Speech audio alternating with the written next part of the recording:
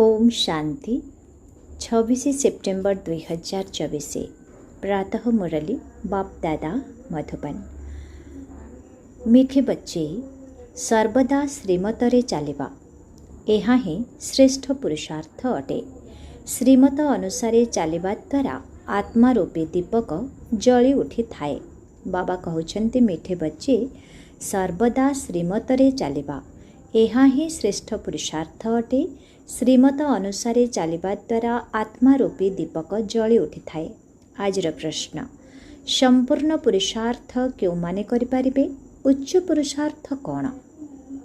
ସମ୍ପୂର୍ଣ୍ଣ ପୁରୁଷାର୍ଥ କେଉଁମାନେ କରିପାରିବେ ଆଉ ଉଚ୍ଚ ପୁରୁଷାର୍ଥ କ'ଣ? ଉତ୍ତର, ସମ୍ପୂର୍ଣ୍ଣ ପୁରୁଷାର୍ଥ ସେହିମାନେ କରିପାରିବେ ଯେଉଁମାନଙ୍କର ଧ୍ୟାନ ବା ବୁଦ୍ଧିର ଯୋଗ ଜଣଙ୍କ ସହିତ ରହିଥାଏ। ସବୁଠାରୁ ଉଚ୍ଚ ପୁରୁଷାର୍ଥ ହେଲା ବାବାଙ୍କ ପ୍ରତି ପୁରା ସମର୍ପିତ ହୋଇଯିବା। ସମ୍ପୂର୍ଣ୍ଣ ସମର୍ପିତ ହେଉଥିବା ପିଲାମାନେ ବାବାଙ୍କୁ ବହୁତ ପ୍ରିୟ ଲାଗିଥାନ୍ତି। ଦ୍ୱିତୀୟ ପ୍ରଶ୍ନ, ସଚ୍ଚା ଦୀପାବଳି ପାଳନ କରିବା ପାଇଁ ବେହଦର ପିତା କେଉଁ ଆଦେଶ ଦେଉଛନ୍ତି? ଉତ୍ତର, ପିଲାମାନେ ସମ୍ପୂର୍ଣ୍ଣ ପବିତ୍ରତାକୁ ଧାରଣ କର। ଯଦି ଏଠାରେ ସମ୍ପୂର୍ଣ୍ଣ ପବିତ୍ର ହେବ, ଏହିଭଳି ଉଚ୍ଚ ପୁରୁଷାର୍ଥ କରିବ, ତେବେ ଯାଇ ଲକ୍ଷ୍ମୀ ନାରାୟଣଙ୍କ ରାଜ୍ୟକୁ ଯାଇପାରିବ, ଅର୍ଥାତ୍ ସଚ୍ଚା ଦୀପାବଳି ବା ରାଜ୍ୟାଭିଷେକ ଦିବସ ପାଳନ କରିପାରିବ। ଓମ୍ ଶାନ୍ତି। ପିଲାମାନେ ଏବେ ଏଠାରେ ବସି କ'ଣ କରୁଛନ୍ତି? ଚଲାବୁଲା କରି ଅଥବା ଏଠାରେ ବସି ବସି ଜନ୍ମ ଜନ୍ମାନ୍ତରର ଯେଉଁ ପାପ ମୁଣ୍ଡ ଉପରେ ରହିଛି, ସେହି ପାପକୁ ୟାଦ୍ର ଯାତ୍ରା ଦ୍ୱାରା ବିନାଶ କରୁଛନ୍ତି। ଏ କଥା ତ ଆତ୍ମା ଜାଣିଛି। ମୁଁ ଯେତେ ବାବାଙ୍କୁ ୟାଦ କରିବି ସେତେ ପାପ କଟି ଚାଲିବ। ବାବା ତ ଭଲ ଭାବରେ ବୁଝାଇଛନ୍ତି। ଭଲେ ଏଠାରେ ବସିଛ, ତା ସତ୍ତ୍ୱେ ବି ଯେଉଁମାନେ ଶ୍ରୀମତକୁ ପାଳନ କରିଥାନ୍ତି ସେମାନଙ୍କୁ ତ ବାବାଙ୍କର ମତ ହିଁ ଭଲ ଲାଗିବ। ବେହଦ ବାବାଙ୍କର ମତ ମିଳୁଛି, ତେଣୁ ପବିତ୍ର ହେବାକୁ ପଡ଼ିବ। ତୁମେ ଏଠାକୁ ଆସିଛ ବେହଦ ପବିତ୍ର ହେବା ପାଇଁ। ତୁମେ ୟାଦର ଯାତ୍ରା ଦ୍ୱାରା ହିଁ ସେହିପରି ହୋଇପାରିବ। ଅନେକ ତ ବିଲକୁଲ ୟାଦ କରିପାରୁନାହାନ୍ତି। ଆଉ କେତେକ ଭାବୁଛନ୍ତି ଆମେ ୟାଦର ଯାତ୍ରା ଦ୍ୱାରା ନିଜର ପାପ ଚୁକ୍ତ କରୁଛୁ, ଅର୍ଥାତ୍ ନିଜର ହିଁ କଲ୍ୟାଣ କରୁଛୁ। ଦୁନିଆର ଲୋକେ ତ ଏହି କଥାକୁ ଜାଣିନାହାନ୍ତି। ତୁମକୁ ହିଁ ବାବା ମିଳିଛନ୍ତି, ତୁମେ ହିଁ ବାବାଙ୍କ ପାଖରେ ରହୁଛ। ତୁମେ ଜାଣିଛ ଏବେ ଆମେ ଈଶ୍ୱରୀୟ ସନ୍ତାନ ହୋଇଛୁ। ଆଗରୁ ଆମେ ଆସୁରୀ ସନ୍ତାନ ଥିଲୁ। ଏବେ ଆମର ସଙ୍ଗ ଈଶ୍ୱରୀୟ ସନ୍ତାନମାନଙ୍କ ସହିତ ରହିଛି। ଗାୟନ ମଧ୍ୟ ରହିଛି ନା, ସଙ୍ଗ ଉଦ୍ଧାର କରେ, କୁସଙ୍ଗ ଡୁବାଇ ଦିଏ। ପିଲାମାନେ ବାରମ୍ବାର ଏହି କଥାକୁ ଭୁଲି ଯାଉଛନ୍ତି ଯେ ଆମେ ଈଶ୍ୱରୀୟ ସନ୍ତାନ ଅଟୁ। ତେଣୁ ଆମେ ଈଶ୍ୱରୀୟ ମତରେ ଚାଲିବା ଦରକାର, ନିଜର ମନମତରେ ନୁହେଁ। ମନମତ ମନୁଷ୍ୟ ମତକୁ କୁହାଯାଏ। ମନୁଷ୍ୟ ମତ ଆସୁରୀ ହିଁ ହୋଇଥାଏ। ଯେଉଁ ପିଲାମାନେ ନିଜର କଲ୍ୟାଣ କରିବାକୁ ଚାହୁଁଛନ୍ତି ସେମାନେ ସତୋପ୍ରଧାନ ହେବା ପାଇଁ ବାବାଙ୍କୁ ଭଲ ଭାବରେ ୟାଦ କରୁଛନ୍ତି। ସତୋପ୍ରଧାନର ମହିମା ମଧ୍ୟ ହୋଇଥାଏ। ବାସ୍ତବରେ ସେମାନେ ଜାଣିଛନ୍ତି ଯେ ଆମେ କ୍ରମାନୁସାରେ ସୁଖଧାମର ମାଲିକ ହେଉଛୁ। ଯେତେ ଯେତେ ଶ୍ରୀମତରେ ଚାଲୁଛନ୍ତି ସେତେ ଉଚ୍ଚ ପଦ ପାଉଛନ୍ତି। ଯେତେ ନିଜ ମତରେ ଚାଲିବେ ସେତେ ପଦଭ୍ରଷ୍ଟ ହୋଇଯିବେ। ନିଜର କଲ୍ୟାଣ କରିବା ପାଇଁ ବାବାଙ୍କର ନିର୍ଦ୍ଦେଶ ତ ମିଳି ଚାଲିଛି। ବାବା ମଧ୍ୟ ବୁଝାଇଛନ୍ତି ଏହା ପୁରୁଷାର୍ଥ ଅଟେ। ଯିଏ ଯେତେ ୟାଦ କରୁଛନ୍ତି ତାଙ୍କର ମଧ୍ୟ ସେହି ହିସାବରେ ପାପ କଟୁଛି। ୟାଦର ଯାତ୍ରା ବିନା ତ କେହି ପବିତ୍ର ହୋଇପାରିବେ ନାହିଁ। ୟାଦର ଯାତ୍ରା ବିନା ତ କେହି ପବିତ୍ର ହୋଇପାରିବେ ନାହିଁ। ତେଣୁ ଉଠିବା, ବସିବା, ଚାଲିବା, ବୁଲିବା ସମୟରେ ଏହି ଚିନ୍ତା ରଖିବା ଉଚିତ। ତୁମମାନଙ୍କୁ କେତେ ବର୍ଷରୁ ଶିକ୍ଷା ମିଳି ଚାଲିଛି, ତଥାପି ଭାବୁଛ ଆମେ ବହୁତ ଦୂରରେ ଅଛୁ, ବାବାଙ୍କୁ ଏତେ ୟାଦ କରିପାରିବୁ ନାହିଁ। ସତୋପ୍ରଧାନ ହେବା ପାଇଁ ତ ବହୁତ ସମୟ ଲାଗିବ। ଏହା ମଝିରେ ଯଦି ଶରୀର ଛାଡ଼ିଦେଲ, ତେବେ କଳ୍ପାନ୍ତର ପାଇଁ ପଦ କମ୍ ହୋଇଯିବ। ଯଦି ଈଶ୍ୱରଙ୍କର ହୋଇଛ ତେବେ ତାଙ୍କଠାରୁ ପୁରା ବର୍ଷା ନେବାର ପୁରୁଷାର୍ଥ କରିବା ଦରକାର। ବୁଦ୍ଧି ଗୋଟିଏ ପଟେ ହିଁ ରହିବା ଉଚିତ। ତୁମକୁ ବର୍ତ୍ତମାନ ଶ୍ରୀମତ ମିଳୁଛି, ସିଏ ହେଉଛନ୍ତି ସର୍ବୋଚ୍ଚ ଭଗବାନ। ଯଦି ତାଙ୍କର ମତରେ ନ ଚାଲିବା ତେବେ ବହୁତ ଧୋକା ଖାଇବା। ତୁମେ ଶ୍ରୀମତରେ ଚାଲୁଛ କି ନାହିଁ ଏହା ତ ତୁମେ ଜାଣିଛ ଏବଂ ବାବା ଜାଣିଛନ୍ତି। ତୁମେ ଶ୍ରୀମତରେ ଚାଲୁଛ କି ନାହିଁ ଏହା ତ ତୁମେ ଜାଣିଛ ଏବଂ ଶିବ ବାବା ଜାଣିଛନ୍ତି। ତୁମକୁ ସେହି ଶିବ ବାବା ପୁରୁଷାର୍ଥ କରାଉଛନ୍ତି। ଏଠାରେ ସବୁ ଦେହଧାରୀମାନେ ପୁରୁଷାର୍ଥ କରୁଛନ୍ତି। ଏହି ବ୍ରହ୍ମା ମଧ୍ୟ ଦେହଧାରୀ ଅଟନ୍ତି। ଏହାଙ୍କୁ ଶିବ ବାବା ପୁରୁଷାର୍ଥ କରାଉଛନ୍ତି। ତେଣୁ ପିଲାମାନଙ୍କୁ ମଧ୍ୟ ପୁରୁଷାର୍ଥ କରିବାକୁ ହେବ। ମୂଳ କଥା ହେଲା ପତିତମାନଙ୍କୁ ପବିତ୍ର କରିବା। ଏପରି ଭାବରେ ଦୁନିଆରେ ତ ବହୁତ ପବିତ୍ର ରହୁଛନ୍ତି। ସନ୍ନ୍ୟାସୀମାନେ ମଧ୍ୟ ପବିତ୍ର ରହିଥାନ୍ତି। ସେମାନେ ଗୋଟିଏ ଜନ୍ମ ପାଇଁ ପବିତ୍ର ହେଉଛନ୍ତି। ଏପରି ମଧ୍ୟ ଅନେକ ଅଛନ୍ତି ଯେଉଁମାନେ କି ଏହି ଜନ୍ମରେ ବାଳ ବ୍ରହ୍ମଚାରୀ ହୋଇ ରହୁଛନ୍ତି। ସେମାନେ ଦୁନିଆକୁ କୌଣସି ପ୍ରକାର ପବିତ୍ରତାର ସହଯୋଗ ଦେଇପାରିବେ ନାହିଁ। ଯେତେବେଳେ ଶ୍ରୀମତ ଆଧାରରେ ନିଜେ ପବିତ୍ର ହୋଇ ଦୁନିଆକୁ ପବିତ୍ର କରିବେ ସେତେବେଳେ ଯାଇ ସହଯୋଗ ଦେଇପାରିବେ। ବର୍ତ୍ତମାନ ତୁମକୁ ଶ୍ରୀମତ ମିଳୁଛି। ଜନ୍ମ ଜନ୍ମାନ୍ତର ତ ତୁମେ ଆସୁରୀ ମତରେ ଚାଲିଛ। ଏବେ ତୁମେ ଜାଣୁଛ ସୁଖଧାମର ସ୍ଥାପନା ହେଉଛି। ଯେତେ ଆମେ ଶ୍ରୀମତ ଆଧାରରେ ପୁରୁଷାର୍ଥ କରିବା ସେତେ ଉଚ୍ଚ ପଦ ପାଇପାରିବା। ଏହା ବ୍ରହ୍ମାଙ୍କର ମତ ନୁହେଁ। ଏହି ବ୍ରହ୍ମା ତ ପୁରୁଷାର୍ଥୀ ଅଟନ୍ତି। ଏହାଙ୍କର ପୁରୁଷାର୍ଥ ନିଶ୍ଚିତ ଭାବେ ସେତିକି ଉଚ୍ଚ ଅଟେ। ସେଇଥିପାଇଁ ତ ସେ ଲକ୍ଷ୍ମୀ ନାରାୟଣ ହେଉଛନ୍ତି। ତେବେ ପିଲାମାନଙ୍କୁ ଏହା ଅନୁକରଣ କରିବାକୁ ହେବ। ଶ୍ରୀମତ ପାଳନ କରିବାକୁ ପଡ଼ିବ, ମନ ମତରେ ନୁହେଁ। ତେଣୁ ନିଜର ଆତ୍ମାର ଜ୍ୟୋତିକୁ ଜାଗ୍ରତ କରିବାକୁ ହେବ। ଏବେ ଦୀପାବଳି ଆସୁଛି। ସତ୍ୟଯୁଗରେ ଦୀପାବଳି ହୁଏ ନାହିଁ, କେବଳ ଅଭିଷେକ ହୁଏ। ବାକି ଆତ୍ମାମାନେ ତ ସତୋପ୍ରଧାନ ହୋଇଯାଇଥାନ୍ତି। ଏମାନେ ଯେଉଁ ଦୀପାବଳି ପାଳନ କରୁଛନ୍ତି ତାହା ତ ମିଥ୍ୟା। ଏଠାରେ କେବଳ ବାହାରେ ଦୀପ ଜଳାଉଛନ୍ତି। ସତ୍ୟଯୁଗରେ ତ ଘରେ ଘରେ ଦୀପ ଜଳିଥାଏ, ଅର୍ଥାତ୍ ସମସ୍ତଙ୍କର ଆତ୍ମା ସତୋପ୍ରଧାନ ହୋଇଥାଏ। ଏବେ ତୁମ ଆତ୍ମାରେ 21 ଜନ୍ମ ପାଇଁ ଜ୍ଞାନଘୃତ ପଡ଼ିଯାଉଛି। ପୁଣି ଧୀରେ ଧୀରେ କମ୍ ହୋଇ ହୋଇ ବର୍ତ୍ତମାନ ସମୟରେ ସାରା ଦୁନିଆର ଜ୍ୟୋତି ଲିଭି ଯାଇଛି। ଏଥିରେ ମଧ୍ୟ ସ୍ୱତନ୍ତ୍ର ରୂପେ ଭାରତବାସୀ ଏବଂ ସାଧାରଣ ଭାବରେ ସାରା ଦୁନିଆ ରହିଛି। ବର୍ତ୍ତମାନ ସମସ୍ତେ ତ ପାପ ଆତ୍ମା ଅଟନ୍ତି। ସମସ୍ତଙ୍କର ବର୍ତ୍ତମାନ ବିନାଶର ସମୟ। ତେଣୁ ସମସ୍ତଙ୍କୁ ହିସାବ କିତାବ ଯୁକ୍ତ କରିବାକୁ ହେବ। ଏବେ ତୁମକୁ ଉଚ୍ଚରୁ ଉଚ୍ଚ ପଦ ପାଇବା ପାଇଁ ପୁରୁଷାର୍ଥ କରିବାକୁ ହେବ। ଶ୍ରୀମତ ଆଧାରରେ ଚାଲିଲେ ହିଁ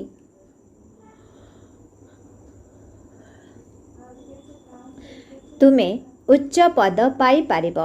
ରାବଣ ରାଜ୍ୟରେ ତ ଶିବ ବାବାଙ୍କର ବହୁତ ଅବଜ୍ଞା କରିଛ। ଯଦି ଏବେ ମଧ୍ୟ ତାଙ୍କର ନିର୍ଦ୍ଦେଶ ଅନୁସାରେ ନ ଚାଲିବ ତେବେ ବହୁତ ଧୋକା ଖାଇବ। ତାଙ୍କୁ ହିଁ ଡାକିଛ କି ଆମକୁ ଆସି ପବିତ୍ର କର।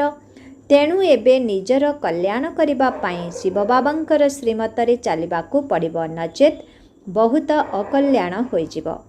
ମିଠା ମିଠା ପିଲାମାନେ ଏକଥା ମଧ୍ୟ ଜାଣିଛନ୍ତି, ଶିବ ବାବାଙ୍କ ୟାଦ ବିନା ଆମେ ସମ୍ପୂର୍ଣ୍ଣ ପବିତ୍ର ହୋଇପାରିବା ନାହିଁ। ତୁମକୁ ଆସିବାର ଏତେ ବର୍ଷ ହେଲାଣି, ତଥାପି ମଧ୍ୟ ଜ୍ଞାନର ଧାରଣା କାହିଁକି ହେଉନାହିଁ? ସୁନାର ପାତ୍ର ଅର୍ଥାତ୍ ପବିତ୍ର ବୁଦ୍ଧିରେ ହିଁ ଧାରଣା ହେବ। ନୂଆ ନୂଆ ପିଲାମାନେ କେତେ ସେବାଧାରୀ ହେଉଛନ୍ତି, ଦେଖ କେତେ ଫରକ ରହିଛି। ନୂଆମାନେ ଯେତେ ସମୟ ବାବାଙ୍କ ସ୍ମୃତିରେ ରହୁଛନ୍ତି, ସେତେ ପୁରୁଣା ପିଲାମାନେ ୟାଦର ଯାତ୍ରାରେ ରହୁନାହାନ୍ତି। ଅନେକ ଭଲ ଭଲ ଶିବ ବାବାଙ୍କର ବହୁତ ସ୍ନେହୀ ସନ୍ତାନ ଆସୁଛନ୍ତି, ଯେଉଁମାନେ କି କେତେ ସେବା କରୁଛନ୍ତି। ଯେପରିକି ଶିବ ବାବାଙ୍କ ସେବା ନିମନ୍ତେ ଆତ୍ମାକୁ ସମର୍ପିତ କରିଦେଇଛନ୍ତି। ସମର୍ପିତ ହେବା ଦ୍ୱାରା ପୁଣି ସେବା ମଧ୍ୟ ବହୁତ କରୁଛନ୍ତି। ତେଣୁ ସମସ୍ତଙ୍କୁ ସେମାନେ କେତେ ପ୍ରିୟ ଲାଗିଥାନ୍ତି। ଏମାନେ ୟାଦର ଯାତ୍ରାରେ ରହି ବାବାଙ୍କୁ ହିଁ ସହଯୋଗ କରିଥାନ୍ତି। ବାବା କହୁଛନ୍ତି, ମୋତେ ୟାଦ କର, ତେବେ ତୁମେ ପବିତ୍ର ହୋଇଯିବ। ତୁମେ ମୋତେ ଏଥିପାଇଁ ହିଁ ଡାକିଛ ଯେ ଧରାପୃଷ୍ଠକୁ ଆସି ଆମକୁ ପବିତ୍ର କର। ତେଣୁ ବର୍ତ୍ତମାନ ବାବା କହୁଛନ୍ତି, ଏବେ ତୁମେ ମୋତେ ୟାଦ କରି ଚାଲ। ତୁମକୁ ଦେହର ସବୁ ସମ୍ବନ୍ଧ ତ୍ୟାଗ କରିବାକୁ ପଡ଼ିବ। ଏକମାତ୍ର ବାବାଙ୍କ ବ୍ୟତୀତ ମିତ୍ର ସମ୍ବନ୍ଧୀମାନଙ୍କର ୟାଦ ବି ନ ଆସୁ, ତେବେ ଯାଇ ଉଚ୍ଚ ପଦ ପାଇପାରିବ। ୟାଦ ନ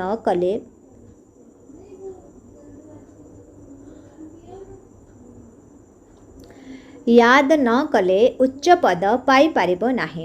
ଏ କଥା ବାପଦାଦା ମଧ୍ୟ ଜାଣିପାରନ୍ତି, ତୁମେମାନେ ମଧ୍ୟ ଜାଣୁଛ। ନୂଆ ନୂଆ ଆତ୍ମାମାନେ ଆସୁଛନ୍ତି, ଭାବୁଛନ୍ତି ଦିନକୁ ଦିନ ସୁଧୁରି ଚାଲୁଛନ୍ତି। ଶ୍ରୀମତ ପାଳନ କରିବା ଦ୍ୱାରା ହିଁ ସୁଧୁରିଥାନ୍ତି। କ୍ରୋଧ ଉପରେ ମଧ୍ୟ ପୁରୁଷାର୍ଥ କରି କରି ବିଜୟୀ ହୋଇଥାନ୍ତି। ତେଣୁ ବାବା ମଧ୍ୟ ବୁଝାଉଛନ୍ତି, ତୁମ ଭିତରେ ଥିବା ଅବଗୁଣକୁ ବାହାର କରି ଚାଲ। କ୍ରୋଧ ମଧ୍ୟ ବହୁତ ଖରାପ ଅଟେ। ନିଜ ଅନ୍ତରକୁ ବି ଜଳାଇଥାଏ ଏବଂ ଅନ୍ୟମାନଙ୍କୁ ମଧ୍ୟ ଜଳାଇଥାଏ। ଏହାକୁ ବାହାର କରିବା ଉଚିତ। ପିଲାମାନେ ବାବାଙ୍କର ଶ୍ରୀମତରେ ନ ଚାଲିବାରୁ ତାଙ୍କର ପଦ କମ୍ ହୋଇଯାଇଥାଏ ଏବଂ ସେଇଥିପାଇଁ ଜନ୍ମ ଜନ୍ମାନ୍ତର କଳ୍ପ କଳ୍ପାନ୍ତର ପାଇଁ କ୍ଷତି ହୋଇଯାଇଥାଏ। ତୁମେ ଜାଣିଛ ଯେ ତାହା ହେଉଛି ଶରୀର ନିର୍ବାହର ପାଠପଢ଼ା। ଏହା ହେଉଛି ଆତ୍ମନିର୍ବାହର ପାଠପଢ଼ା, ଯାହାକି ରୁହାନୀ ବାବା ଆସି ପଢ଼ାଉଛନ୍ତି। ସବୁ ପ୍ରକାରର ପାଳନା ମଧ୍ୟ ହୋଇ ଚାଲିଛି। କେହି ବିକାରୀ ଆତ୍ମା ଏଠାକୁ ଆସିପାରିବେ ନାହିଁ। ବେମାର ଆଦି ହେବା ସମୟରେ ମଧ୍ୟ ଯଦି କେହି ବିକାରୀ ମିତ୍ର ସମ୍ବନ୍ଧୀ ଆଦି ଆସୁଛନ୍ତି, ତେବେ ଏହା ମଧ୍ୟ ଠିକ୍ ନୁହେଁ। ଆମେ ଏହାକୁ ପସନ୍ଦ କରିବା ଉଚିତ ନୁହେଁ। ନଚେତ୍ ଅନ୍ତିମ ସମୟରେ ସେହି ମିତ୍ର ସମ୍ବନ୍ଧୀମାନେ ମନେ ପଡ଼ିବେ। ଏହାଦ୍ୱାରା ପିଲାମାନେ ଉଚ୍ଚ ପଦ ପାଇପାରିବେ ନାହିଁ। ବାବା ତ ପୁରୁଷାର୍ଥ କରାଉଛନ୍ତି ଯେପରି କାହାର ବି ୟାଦ ନ ଆସୁ। ଏପରି ନୁହେଁ କି ଆମେ ବେମାର ହୋଇଛୁ, ସେଥିପାଇଁ ମିତ୍ର ସମ୍ବନ୍ଧୀ ଆଦି ଦେଖିବା ପାଇଁ ଆସନ୍ତୁ। ନା, ସେମାନଙ୍କୁ ଡାକିବା ନିୟମ ବିରୁଦ୍ଧ। ନିୟମ ଅନୁସାରେ ଚାଲିବା ଦ୍ୱାରା ହିଁ ସଦ୍ଗତି ହୋଇଥାଏ। ନଚେତ୍ ଅଯଥାରେ ନିଜର କ୍ଷତି ଘଟାଉଛନ୍ତି। କିନ୍ତୁ ତମୋ ପ୍ରଧାନ ବୁଦ୍ଧି ଏ କଥା ବୁଝିପାରୁନାହାନ୍ତି। ଈଶ୍ୱର ମତ ଦେଲେ ମଧ୍ୟ ସୁଧୁରୁ ନାହାନ୍ତି। ତେଣୁ ବହୁତ ସାବଧାନତାର ସହିତ ଚାଲିବା ଦରକାର। ଏହା ହେଉଛି ସବୁଠାରୁ ପବିତ୍ରରୁ ପବିତ୍ର ସ୍ଥାନ। ଏଠାରେ ପତିତମାନେ ରହିପାରିବେ ନାହିଁ। ଯଦି ମିତ୍ର ସମ୍ବନ୍ଧୀ ଆଦି ମନେ ରହିଥିବେ, ତେବେ ମୃତ୍ୟୁ ସମୟରେ ନିଶ୍ଚିତ ଭାବରେ ସେମାନେ ମନେ ପଡ଼ିବେ। ଦେହ ଅଭିମାନରେ ଆସିବା ଦ୍ୱାରା ନିଜର ହିଁ କ୍ଷତି ଘଟାଉଛନ୍ତି। ଦଣ୍ଡ ପାଇବାର ଯୋଗ୍ୟ ହୋଇଯାଉଛନ୍ତି। ଶ୍ରୀମତ ପାଳନ ନ କରିବା ଦ୍ୱାରା ବହୁତ ଦୁର୍ଗତି ହୋଇଯାଉଛି। ଏମାନେ କେବେ ହେଲେ ସେବା କରିବା ଯୋଗ୍ୟ ହୋଇପାରିବେ ନାହିଁ। ଯେତେ ମୁଣ୍ଡ ପିଟିଲେ ମଧ୍ୟ ସେବା ଯୋଗ୍ୟ ହୋଇପାରିବେ ନାହିଁ। ଯଦି ଅବଜ୍ଞା କଲ, ତେବେ ପଥର ବୁଦ୍ଧି ହୋଇଯିବ। ଉପରକୁ ଉଠିବା ପରିବର୍ତ୍ତେ ଆହୁରି ତଳକୁ ଖସି ଯାଉଛନ୍ତି। ବାବା ତ କହୁଛନ୍ତି, ପିଲାମାନେ ଆଜ୍ଞାକାରୀ ହେବା ଦରକାର, ନଚେତ୍ ପଥଭ୍ରଷ୍ଟ ହୋଇଯିବ। ଲୌକିକ ପିତାଙ୍କ ପାଖରେ ମଧ୍ୟ 4-5ଟି ସନ୍ତାନ ଥାଆନ୍ତି, କିନ୍ତୁ ସେମାନଙ୍କ ଭିତରୁ ଯିଏ ଆଜ୍ଞାକାରୀ ହୋଇଥାନ୍ତି, ସେହି ସନ୍ତାନ ହିଁ ପ୍ରିୟ ଲାଗିଥାନ୍ତି। ଯେଉଁମାନେ ଆଜ୍ଞାକାରୀ ନୁହନ୍ତି, ସେମାନେ ତ ଦୁଃଖ ହିଁ ପାଇବେ। ଏବେ ତୁମ ସନ୍ତାନମାନଙ୍କୁ 2 ଜଣ ଶ୍ରେଷ୍ଠ ପିତା ମିଳିଛନ୍ତି। ତେଣୁ ସେହିମାନଙ୍କୁ ଅବଜ୍ଞା କରିବା ଉଚିତ ନୁହେଁ। ଯଦି ଅବଜ୍ଞା କରିବ, ତେବେ ଜନ୍ମ ଜନ୍ମାନ୍ତର କଳ୍ପ କଳ୍ପାନ୍ତର ବହୁତ କମ୍ ପଦ ପାଇବ। ଏଭଳି ପୁରୁଷାର୍ଥ କରିବା ଉଚିତ ଯେପରି ଅନ୍ତିମ ସମୟରେ ଏକମାତ୍ର ଶିବ ବାବା ହିଁ ମନେ ପଡ଼ିବେ। ବାବା କହୁଛନ୍ତି, ମୁଁ ଜାଣିପାରେ ପ୍ରତ୍ୟେକ କିଭଳି ପୁରୁଷାର୍ଥ କରୁଛନ୍ତି। କେହି କେହି ତ ବହୁତ କମ୍ ୟାଦ କରୁଛନ୍ତି, ବାକି ତ ନିଜର ମିତ୍ର ସମ୍ବନ୍ଧୀମାନଙ୍କୁ ହିଁ ୟାଦ କରି ଚାଲିଛନ୍ତି। ସେମାନେ ଏତେ ଖୁସିରେ ରହିପାରିବେ ନାହିଁ କି ଉଚ୍ଚ ପଦ ପାଇପାରିବେ ନାହିଁ। ତୁମ ପାଇଁ ତ ପ୍ରତ୍ୟହ ସଦ୍ଗୁରୁବାର ଅଟେ। ଗୁରୁବାର ଦିନ କଲେଜକୁ ଯାଇଥାନ୍ତି। ତାହା ହେଲା ଶରୀର ନିର୍ବାହର ବିଦ୍ୟା। ଏହା ତ ରୁହାନୀ ବିଦ୍ୟା। ତୁମେ ଜାଣିଛ, ଶିବ ବାବା ଆମର ପିତା, ଶିକ୍ଷକ, ସତଗୁରୁ ଅଟନ୍ତି। ତେଣୁ ତାଙ୍କର ନିର୍ଦ୍ଦେଶ ଅନୁସାରେ ଚାଲିବା ଦରକାର। ତେବେ ଯାଇ ଉଚ୍ଚ ପଦ ପାଇପାରିବୁ। ଯେଉଁମାନେ ପୁରୁଷାର୍ଥୀ ଅଟନ୍ତି, ତାଙ୍କର ବହୁତ ଆନ୍ତରିକ ଖୁସି ରହିଥାଏ। ସେ କଥା ନ କହିଲେ ଭଲ। ସେମାନେ ନିଜେ ଖୁସିରେ ରହୁଥିବାରୁ ଅନ୍ୟମାନଙ୍କୁ ମଧ୍ୟ ଖୁସି କରିବାର ପୁରୁଷାର୍ଥ କରିଥାନ୍ତି। କନ୍ୟାମାନଙ୍କୁ ଦେଖ, ଦିନ ରାତି କେତେ ମେହନତ କରୁଛନ୍ତି, କାହିଁକିନା ଏହା ଚମତ୍କାର ଜ୍ଞାନ ଅଟେ। ବାପ ଦାଦାଙ୍କର ଦୟା ଆସୁଛି ଯେ କେତେକ ସନ୍ତାନ ଅଜ୍ଞାନତା କାରଣରୁ କେତେ କ୍ଷତି ଘଟାଉଛନ୍ତି। ଦେହ ଅଭିମାନରେ ଆସି ଅନ୍ତରରେ ବହୁତ ଈର୍ଷାରେ ଜଳିଯାଥାନ୍ତି। କ୍ରୋଧରେ ମନୁଷ୍ୟ ତମ୍ବା ପରି ଲାଲ ହୋଇଯାଇଥାନ୍ତି। କ୍ରୋଧ ମନୁଷ୍ୟକୁ ଜଳାଇଥାଏ, କାମ ବିକାର କଳା କରିଦେଇଥାଏ। ମୋହ ଅଥବା ଲୋଭ ଦ୍ୱାରା ଏତେ ଜଳି ନଥାନ୍ତି, କ୍ରୋଧରେ ଜଳିଥାନ୍ତି। କ୍ରୋଧର ଭୂତ ବହୁତଙ୍କ ପାଖରେ ରହିଛି, ସେଥିପାଇଁ କେତେ ଲଢ଼େଇ କରୁଛନ୍ତି। ଲଢ଼େଇ କରିବା ଦ୍ୱାରା ନିଜର ହିଁ କ୍ଷତି କରୁଛନ୍ତି। ନିରାକାର ସାକାର ଉଭୟଙ୍କର ଅବଜ୍ଞା କରୁଛନ୍ତି। ତେବେ ବାବା ଜାଣୁଛନ୍ତି ଯେ ଇଏ ତ କୁପୁତ୍ର ଅଟନ୍ତି, ମେହନତ କରିବ ତ ଉଚ୍ଚପଦ ପାଇବ। ତେଣୁ ନିଜର କଲ୍ୟାଣ ପାଇଁ ସବୁ ସମ୍ବନ୍ଧକୁ ଭୁଲିଯିବାକୁ ହେବ। ଏକମାତ୍ର ବାବାଙ୍କ ବିନା କାହାକୁ ବି ୟାଦ କରିବାର ନାହିଁ। ଘରେ ରହି ସମ୍ବନ୍ଧୀମାନଙ୍କୁ ଦେଖି ମଧ୍ୟ ଶିବ ବାବାଙ୍କୁ ୟାଦ କରିବାକୁ ହେବ। ତୁମେ ଏବେ ସଙ୍ଗମ ଯୁଗରେ ଅଛ, ତେଣୁ ନିଜର ନୂଆ ଘରକୁ, ଶାନ୍ତିଧାମକୁ ୟାଦ କର। ଏହା ତ ବେହଦର ପାଠପଢ଼ା ଅଟେ ନା। ବାବା ଶିକ୍ଷା ଦେଉଛନ୍ତି, ଏଥିରେ ପିଲାମାନଙ୍କର ହିଁ ଫାଇଦା ରହିଛି। କେତେକ ସନ୍ତାନ ନିଜର ବେଢଙ୍ଗ ଚାଲିଚଳଣି ଦ୍ୱାରା ନିଜର ହିଁ କ୍ଷତି ଘଟାଉଛନ୍ତି। ପୁରୁଷାର୍ଥ କରୁଛନ୍ତି ବିଶ୍ୱର ବାଦଶାହୀ ନେବା ପାଇଁ, କିନ୍ତୁ ମାୟା ବିଲେଇ କାନ କାଟି ନେଉଛି। ବାବାଙ୍କ କୋଳକୁ ଆସି କହୁଛନ୍ତି ଆମେ ଏହି ପଦ ପାଇବୁ, କିନ୍ତୁ ମାୟା ବିଲେଇ ନେବାକୁ ଦେଉନାହିଁ। ତେଣୁ ପଦଭ୍ରଷ୍ଟ ହୋଇଯାଇଥାଏ। ମାୟା ବହୁତ ଜୋରରେ ଆକ୍ରମଣ କରିଦେଉଛି।